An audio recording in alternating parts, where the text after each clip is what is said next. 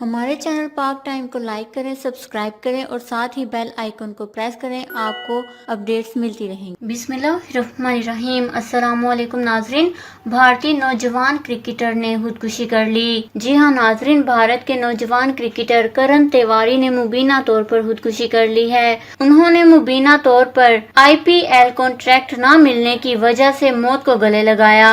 کرن تیواری کی لاش ان کے گھر سے پیر کو گھر کی چھت سے لٹکی ہوئی برآمد ہوئی تھی۔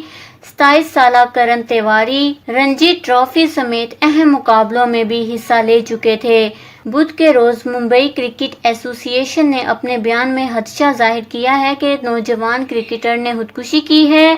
بیان میں کہا گیا ہے کہ تیواری بھارت کے مشرقی علاقے کے گاؤں گوری میں رہائش پذیر تھے اور اسی گھر سے ان کی لاش برآمد ہوئی۔